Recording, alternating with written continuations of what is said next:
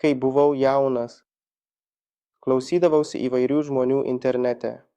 Turėjau prieigą prie mobiliojo telefono, turėjau internetą, YouTube ir viską.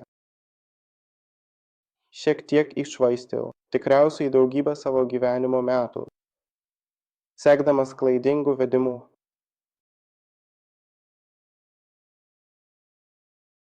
Man prireikė daug skausmo ir kančių, kad pasiekčiau tai, ko siekiau. Bet nenoriu, kad kiti per tai eitų.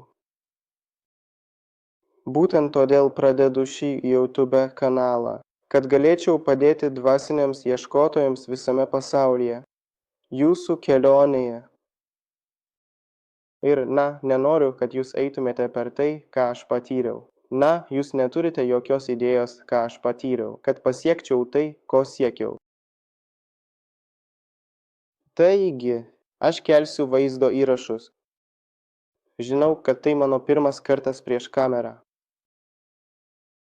Taigi, jei turite kokių nors abejonių ar klausimų, galite man parašyti, galite susisiekti su manimi, pasistengsiu padėti jums su tuo.